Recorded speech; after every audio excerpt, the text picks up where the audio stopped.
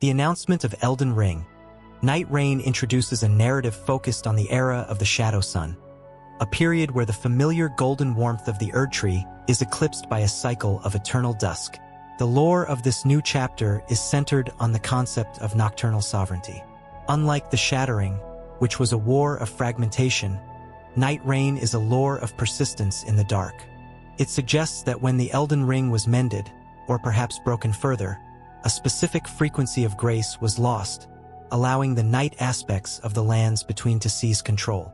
This is the lore of the hidden half of divinity. The Greater Will has long suppressed the power of the moon and the stars, but in Nightreign, the shadow has detached itself from the light, becoming a physical territory where the laws of the Golden Order are no longer enforced by the sun, but by the cold, unyielding silence of the void. The rise of the Night Kindred represents the lore of the biological rejection of gold. In the world of Nightreign, the creatures that once hid in the fringes, the Batfolk, the Onyx Lords, and the followers of the Dark Moon, have become the new aristocracy of the grave. This is a shift from solar growth to lunar decay. The lore suggests that the Erdtree has become a hollow beacon, its light no longer reaching the roots of the earth. This has created a spirit tide, a phenomenon where the souls of the fallen are no longer guided to the tree, but are instead stained by the night.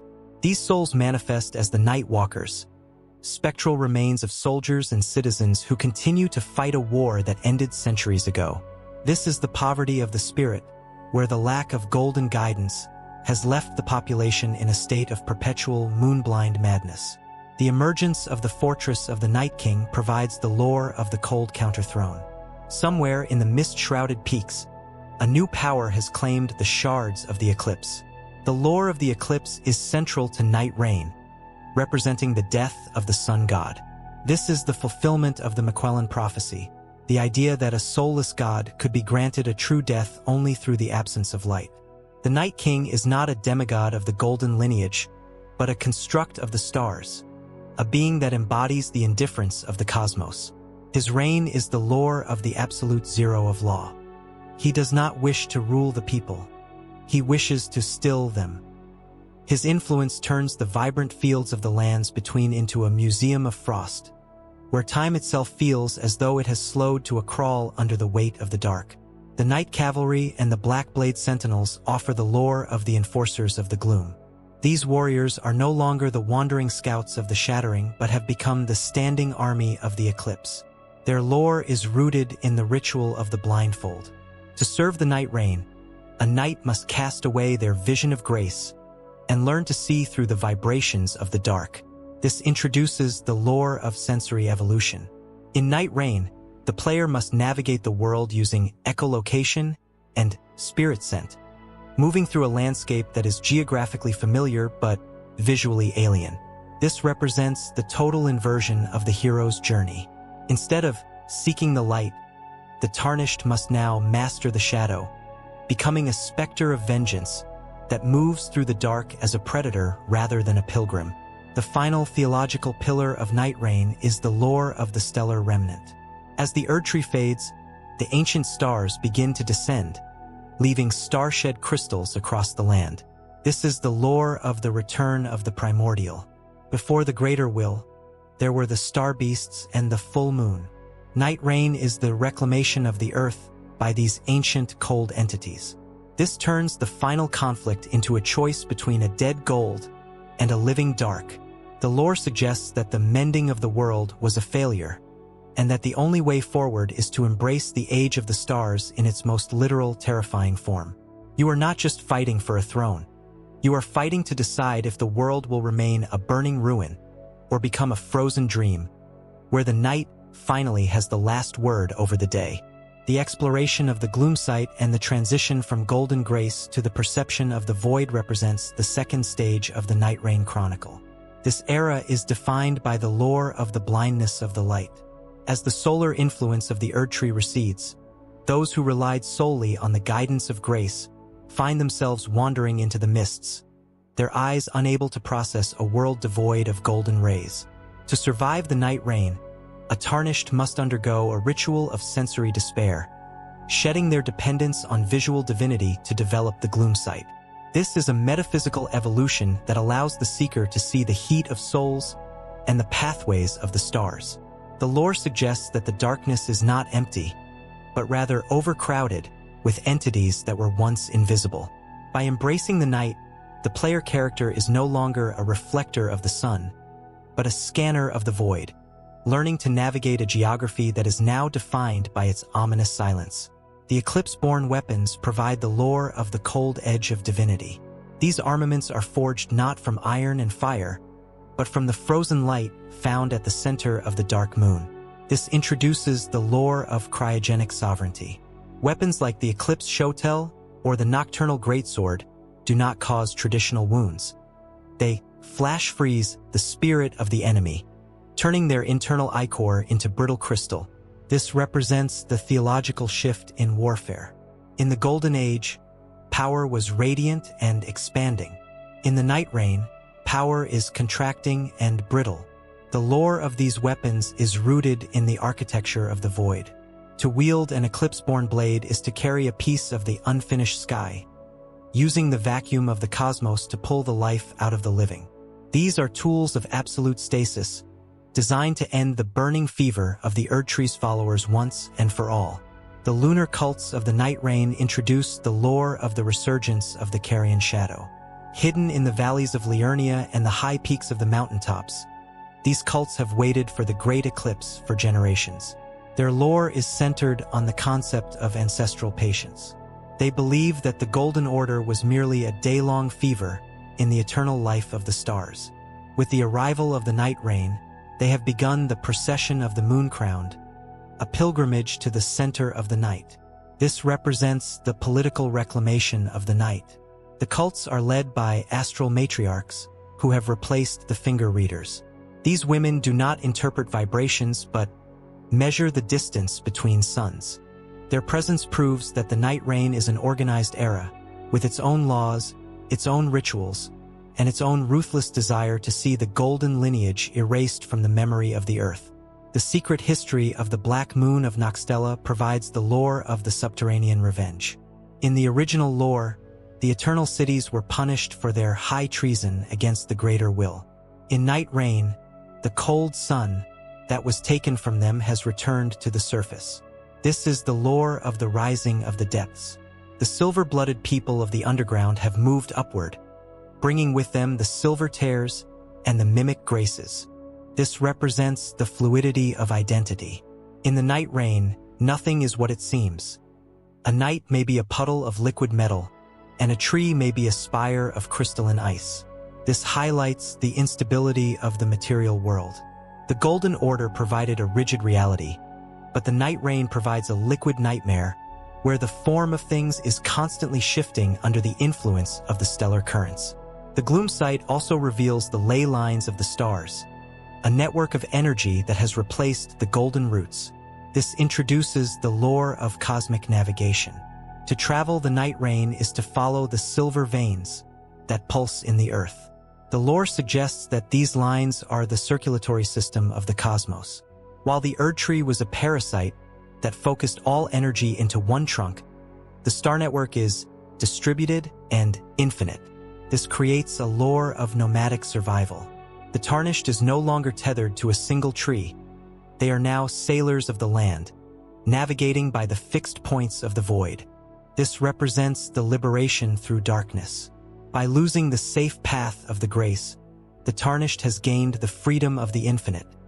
Even if that freedom is terrifying and cold, the presence of the stellar predators introduces the lore of the invasive cosmos. Without the protection of the Golden Veil, the lands between have become vulnerable to entities that hunt in the dark, the eldritch void crawlers and the falling star beasts in their true, matured forms. This is the lore of the ecological inversion. The beast men and the demi-humans are no longer the bottom of the food chain. They have been replaced by geometry of the stars. These predators are not motivated by malice, but by hunger for light. This highlights the vulnerability of the remnant. Every flickering torch or small fire in the Nightreign is a lure for the horrors of the void. The lore emphasizes that safety is found in shadow, and that the light of the past is now the greatest threat to your survival. The transition from grace to gloom is finally codified in the ritual of the blindfold. To gain the true power of the Nightreign, the tarnished must visit the altar of the eclipse and permanently darken their grace. This provides the lore of the apostasy of the hero. You are no longer tarnished by the absence of gold. You are polished by the presence of the night. This represents the final severance from the greater will. By accepting the gloom sight, you are acknowledging that the sun is dead and that you are the king of the ash. This perspective is what allows you to see the Night King not as a monster, but as a necessary end. The lore of the gloom sight is the lore of the last witness, the one who sees the world as it truly is when the golden lie is stripped away. For the tarnished, the exploration of the Nightreign's depths is the acceptance of the void. You realize that the day was an anomaly, a brief spark in an eternal night. The lore suggests that the Nightreign is the natural state of the universe, and the Erdtree was a temporary intrusion. By mastering the eclipse-born weapons and the lunar sorceries, you are returning to the source. This perspective is what makes the second part of the journey so quiet. There is no more roaring of the storm or chanting of the monks. There is only the hum of the stars and the crunch of the frost. You are no longer fighting to mend the ring. You are fighting to quiet the world, ensuring that the peace of the night is never interrupted again. As this segment of the Nightreign history concludes, the Tarnished stands atop a peak in the mountaintops, looking down at a world that is a sea of violet and black. The black moon is at its zenith, and the eclipse is permanent. You have seen the rise of the lunar cults, the forging of the cold steel, and the death of the visual world. The lore of the Nightreign has shifted from crisis to establishment. You realize that the gloom sight you have gained is not a curse, but the true vision of a lord. You look at the eclipse great sword in your hand, its blade shimmering with the light of dead stars, and you understand that the night does not need to be feared. It needs to be ruled. The first light is a myth, and the Nightreign is the only reality that remains. The ascension of the Night King to the Obsidian Throne marks the third epoch of the Nightreign, introducing the lore of the Sovereign of the Stillness. This figure is not a successor to the Golden Lineage but a cosmic usurper who manifested when the Greater Will's influence fractured during the Great Eclipse. The Night King represents the sentience of the void. His lore is rooted in the idea that the stars are not just distant lights, but old gods that have finally found a vessel on Earth. The Obsidian Throne, located in the heart of the Deeproot Depths, is a seat made of solidified gravity. This is the lore of the weight of the end. By sitting upon this throne, the Night King exerts a physical pressure on the reality of the lands between, slowing the flow of time and dampening the fever of life. To stand in his presence is to feel the entropy of the soul, as the heat of your own ambition is pulled into the infinite cold of his gaze.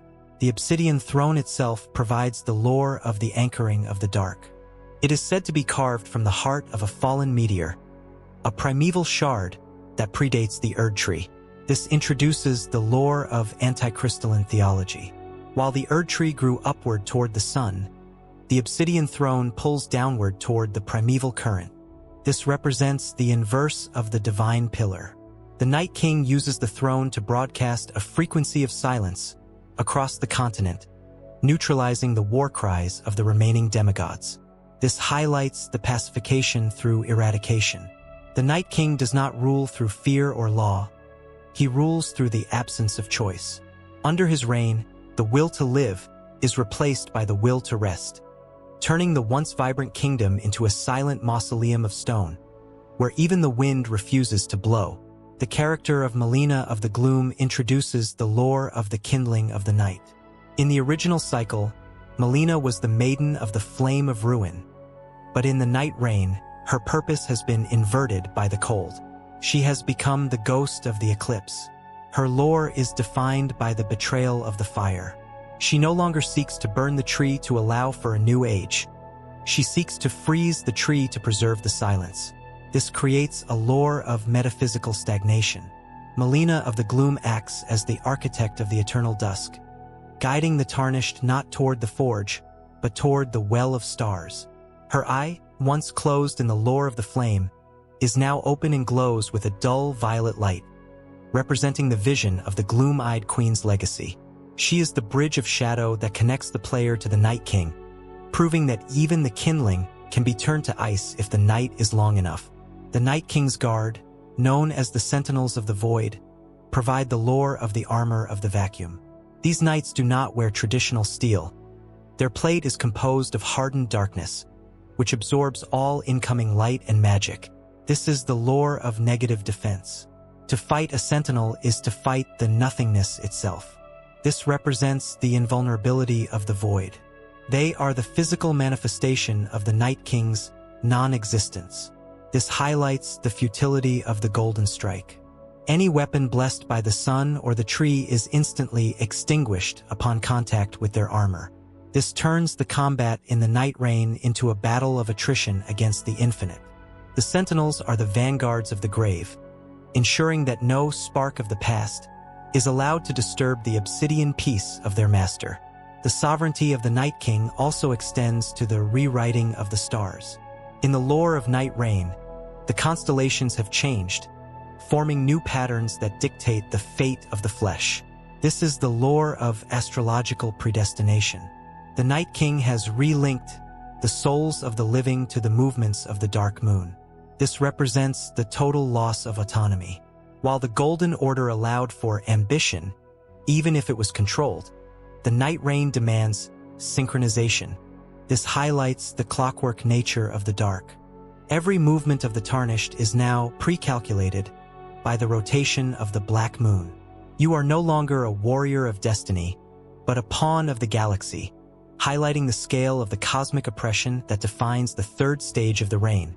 The final fate of the Carrion royalty under the Night King's rule provides the lore of the subservient stars. Renala and the scholars of the Academy have been transformed into astral librarians, serving the Night King's need for infinite records. This is the lore of the enslavement of the mind. The Carrions, who once worshipped the moon as a symbol of wisdom, now worship it as a master of the chain. This represents the corruption of the lunar ideal. The knowledge they once sought has become a sentence of record-keeping, as they are tasked with cataloging every soul that enters the eternal rest.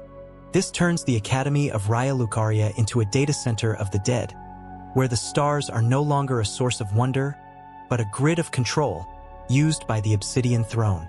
The fading of the Melina spirit as the player nears the Night King's heart provides the lore of the final disappearance of the individual.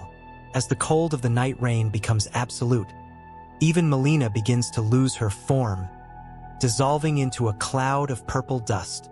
This is the lore of the merging with the dark.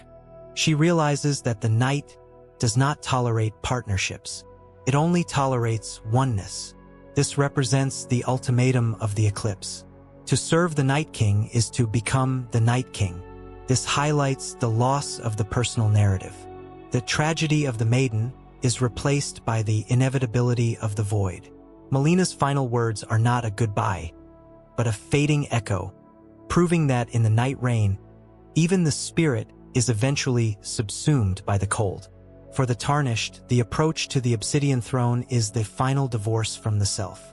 You realize that your journey was merely a movement of gravity toward the center of the dark.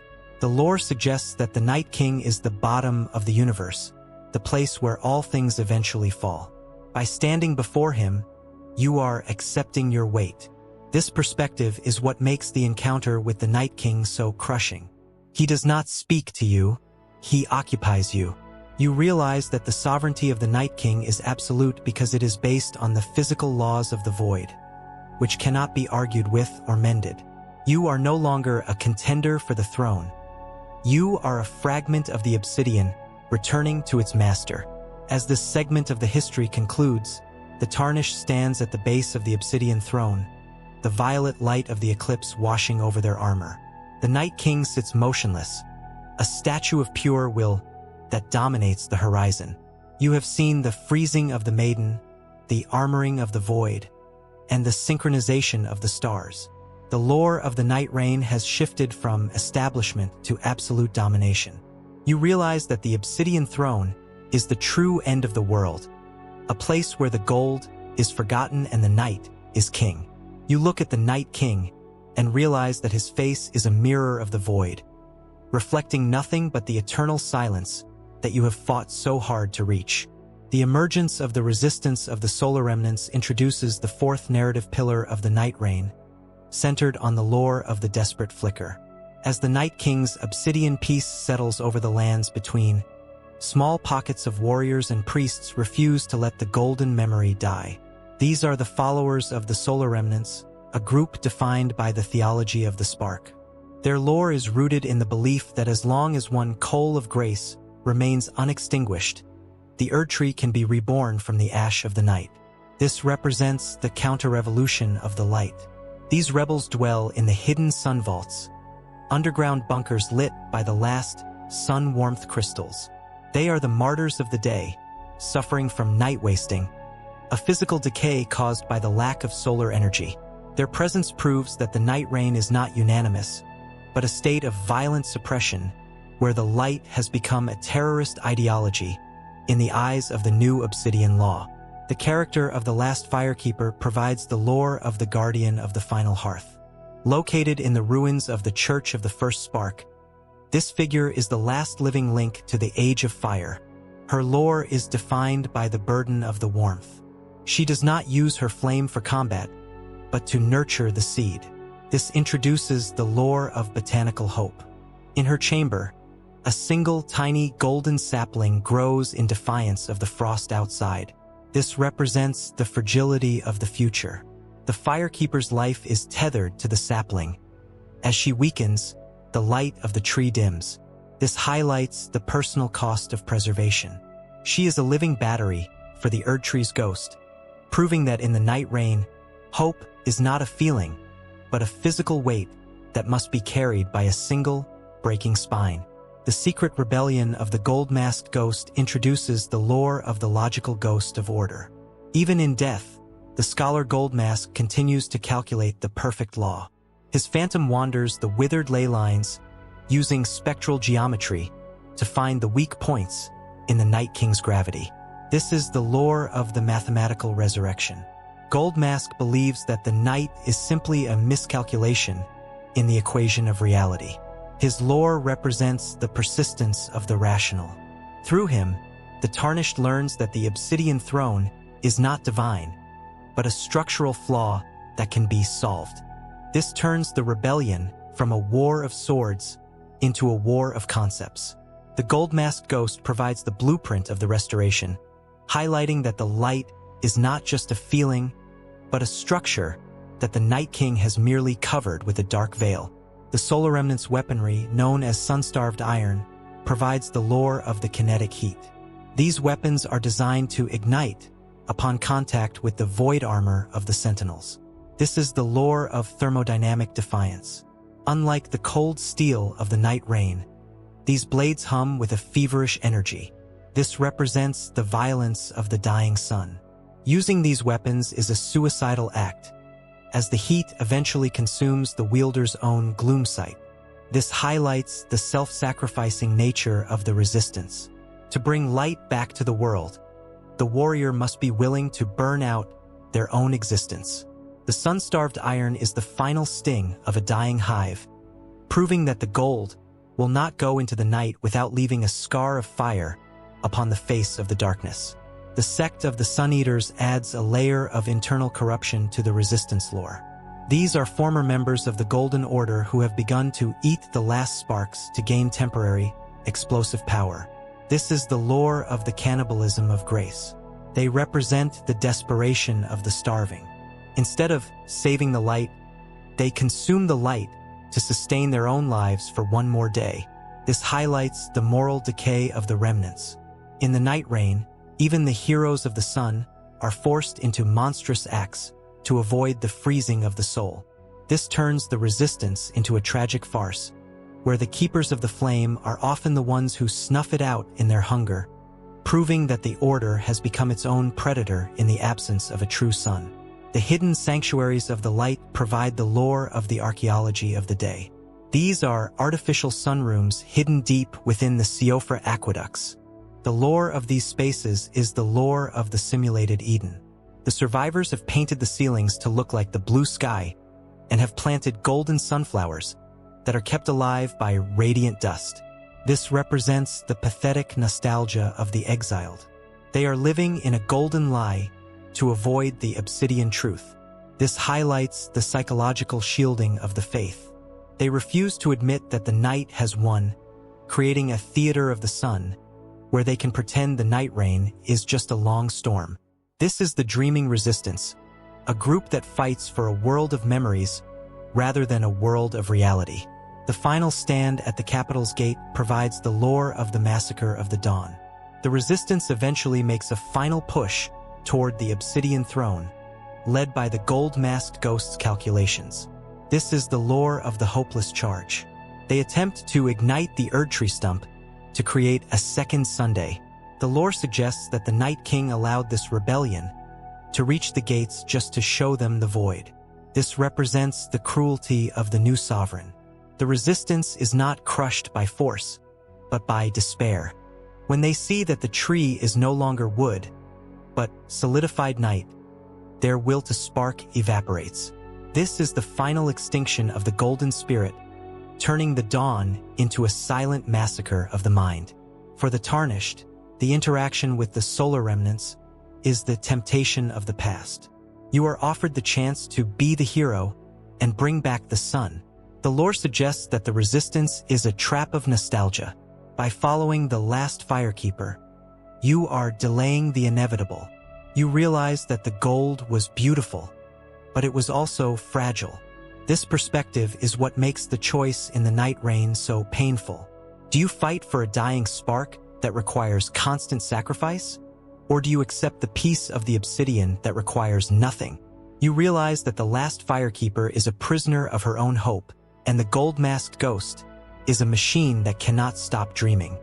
As this segment of the history concludes, the Tarnished stands in the Church of the First Spark, watching as the last firekeeper slowly turns to ash. The golden sapling in her hands flickers and dies, leaving the room in a perfect purple gloom. You have seen the futility of the calculation, the hunger of the sun-eaters, and the death of the dream. The lore of the Nightreign has shifted from domination to total replacement. You realize that the resistance was the last breath of a world that is already dead. You look at the sun-starved iron in your hand, its heat fading into the obsidian cold, and you understand that the day is not coming back. The Nightreign is not a reign. It is the end of the story, and you are the only one left to close the book. The final convergence of the Nightreign leads to the end of the stars, a metaphysical event that signals the total lore of cosmic dissolution. As the Night King's influence reaches its zenith, the boundary between the lands between and the infinite void begins to vanish. This stage is defined by the Great Leveling. The stars, which were once distant points of guidance, start to descend as empty husks, crashing into the landscape not as meteors of power, but as vessels of silence. The lore suggests that the Nightreign was never meant to be a permanent kingdom, but a cleaning of the slate. The Obsidian Throne was the drain through which the last remnants of the Golden Order were pulled. This represents the total erasure of the divine ego. The greater will and the frenzied flame are both forgotten as the world enters a state of absolute zero, where the only thing that remains is the unwitnessed truth of a universe without a god to watch over it. The Lord of the Empty Void represents the final potential identity of the Tarnished. In this conclusion, you do not mend the ring or burn the tree. You become the custodian of the nothingness. This is the lore of the passive sovereign. By defeating the Night King and claiming the Obsidian Throne, you are not gaining power, but accepting the burden of the end. This introduces the lore of the Last Observer. As the Lord of the Void, your only duty is to ensure that the light never returns to disturb the final rest. This highlights the solitude of the ultimate victory. You have won the war, but the prize is a world made of shadow and stone. The lore of the Empty Void is the lore of the mercy of the dark, the idea that the world has suffered enough under the sun and deserves to sleep in the cool embrace of the obsidian. The final fate of the Melina Echo provides the lore of the dissolution of the Guide. As the void consumes the reality of the Hold and the Capital, Melina's spirit undergoes its final evaporation. She does not die, but merges with the night. This is the lore of the omnipresent shadow. She reveals that her gloom eye was always the key to this ending. This represents the inevitability of the dark companion. She was not a maiden of the fire, but a sleeper agent of the void. This highlights the long game of the gloom-eyed queen. The lore suggests that the Nightreign was a plan set in motion before the first Erdtree ever sprouted. Melina's final fade is a moment of metaphysical completion. She has returned to the source, leaving the tarnished as the sole memory of the person she once pretended to be. The cosmic dissolution of the landscape introduces the lore of the geometrical end. The mountains, castles, and forests begin to break down into primal shapes, spheres and cubes of untextured matter. This is the lore of the deconstruction of the dream. It proves that the lands between were just a temporary formation in a sea of chaos. This represents the futility of architecture. All the castles and manors you fought through were just illusions of permanence. This highlights the transience of the physical. In the final hours of the Nightreign, the world is revealed to be a carcass that the stars are slowly picking clean. The dissolution is the digestive process of the universe, turning the history of men back into the dust of the stars, proving that the lordship was just a brief interlude in the eternal silence of the void. The lore of the starshed souls provides the final fate of the population. In the empty void ending, the people are not killed, but absorbed. This is the lore of the collective unconsciousness. Every night, merchant and commoner becomes a part of the night. This represents the ultimate equality of the grave. In the Golden Order, there were Omen and Noble. In the Nightreign, everyone is just darkness. This highlights the peace of the indistinguishable. There is no more pain, because there is no more self to feel it. The lore of the starshed is the lore of the universal hug. The void is a mother that takes all her children back into the womb of the night, ensuring that the suffering of the individual is traded for the quiet of the all. The obsidian crown, the final item gained by the player, provides the lore of the weight of the vacuum. The description states that the crown does not sit upon the head, but crushes the mind with the weight of every star that has ever died. This is the lore of the heavy lordship. It represents the burden of the final witness. While other endings offer ages of life, the Nightreign offers an age of remembering the end. This highlights the tragedy of the survivor. You are the only being in existence who knows what was lost. The smell of the flowers, the warmth of the fire, and the sound of the hammer. The obsidian crown is the vessel of the world's last breath, turning the tarnished into a living archive of a dead reality, highlighting the emotional desolation of the throne. The final silence of the greater will is the ultimate secret of the Nightreign lore. As the world dissolves, it is revealed that the greater will was never an enemy, but a light seeker that has now fled to another galaxy. This is the lore of the abandoned plaything. The lands between were just a stage that the audience has left. This represents the cosmic insignificance of the lands between. The War of the Shattering was a minstrel's show for a god that has already moved on. This highlights the pathos of the struggle. All the blood and fire was for nothing more than a flicker in the dark. The Nightreign is the closing of the theater doors, where the Lord of the Void is left to sweep up the ash of the performance in the dark. For the tarnished, the final choice to sit on the obsidian throne is the act of ultimate maturity. You realize that the gold was a childhood dream, and the frenzy was a teenage rage. The lore suggests that the Nightreign is the adulthood of the world. It is the acceptance of the end and the love of the silence. This perspective is what makes the final cutscene so numbing. You do not celebrate, you exhale. You realize that the obsidian throne is the only honest seat in the world, because it does not promise a return to a glory that never existed. You are the Lord of the empty void, and your reign is as eternal as the darkness that now fills the horizon. As this final segment of the Nightreign series concludes, the tarnished sits alone on the throne as the last floating shard of Leyndell vanishes into the purple mist. There is no more music, no more guidance, and no more enemy. You have seen the dissolution of the landscape, the absorption of the souls, and the departure of the god. The lore of the Nightreign has reached its natural conclusion.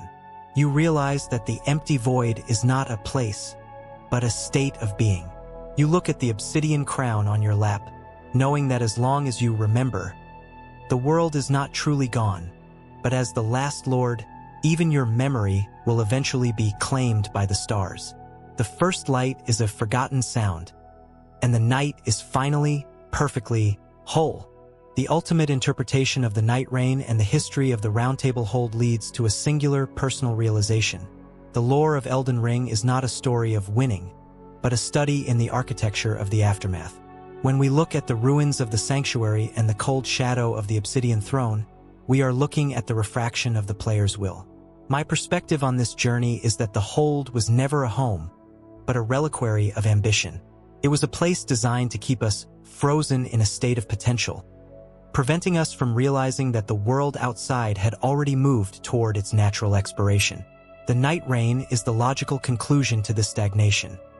It is the moment the cosmic debt is finally called in, and the interest is paid in the currency of silence and stars. This is the lore of the honest end, a realization that the Golden Order was a beautiful, suffocating lie that required the darkness to prove its own fragility. The tragedy of characters like Master Hugh and Roderica serves as the emotional core of this opinion. Their fate highlights the cruelty of the instrument. In the lore of the Hold, individuals are only as valuable as the tools they provide. Once the god-slaying sword is forged, the smith is discarded by the narrative. This represents the totalitarianism of the quest. My interpretation is that the Nightreign is the only ending that offers these tools a form of subterranean dignity. By allowing the world to dissolve into the void, we are stopping the hammer from falling. We are giving the maiden a rest from her kindling. The obsidian throne is the only seat that does not demand a new sacrifice to stay upright. It is a sovereignty of cessation, where the Lord finally admits that the greatest act of grace is to let the silence have its turn at the podium. The Night King himself is the shadow self of the player's own journey. He represents the weariness of the hero. After fighting through 1,000 grafted monsters and rotten gods, the desire for order eventually turns into a desire for stillness. This is the lore of the final exhaustion. My perspective is that the Nightreign is not an evil ending, but a relieved one. It is the moment the Tarnished stops trying to fix a world that was built to break. The obsidian crown is heavy because it contains the weight of the realization that the greater will was never a father, but a spectator. This highlights the existential maturity of the void. To choose the empty void is to stop being a child of the gold and to become the architect of the quiet, accepting that the end of the story is just as important as the beginning. The solar remnants and their sun-eater desperation serve as a warning of the past. Their lore proves that nostalgia is a form of spiritual rot. By clinging to the flicker of the spark, they are only prolonging the agony of the dark. My opinion is that the Nightreign is the cure for this golden fever. The gloom sight we gain is the vision of truth, allowing us to see that the stars were always there, hidden by the glare of the tree. This represents the decolonization of the sky.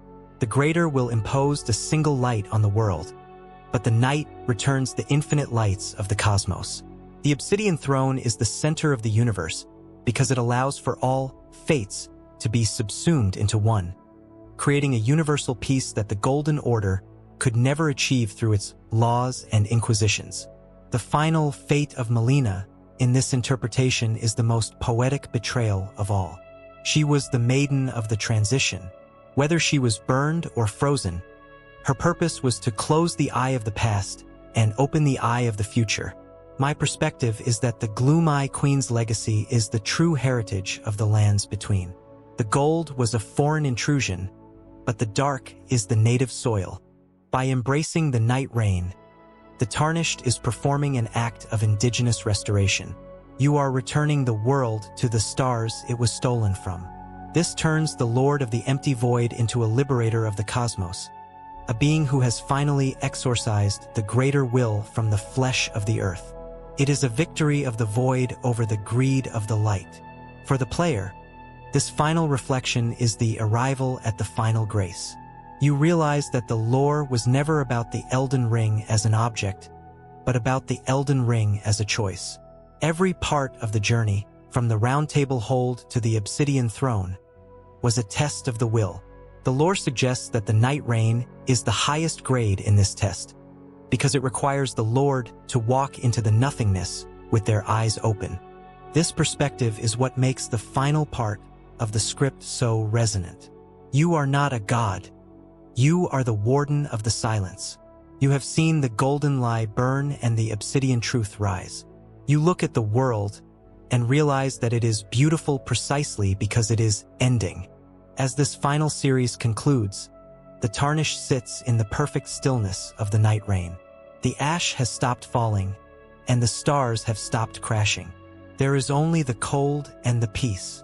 You have seen the collapse of the institution, the death of the maiden, and the ascension of the void. The lore of the Elden Ring has shifted from mythic cycle to existential completion. You realize that the final part was always your opinion, the value you assigned to the ruins you left behind. You look at the obsidian crown on your lap, knowing that while the gold is a memory, the night is the now. You close your eyes, becoming a shadow among shadows, the final lord of a world that has finally, at long last, found its rest.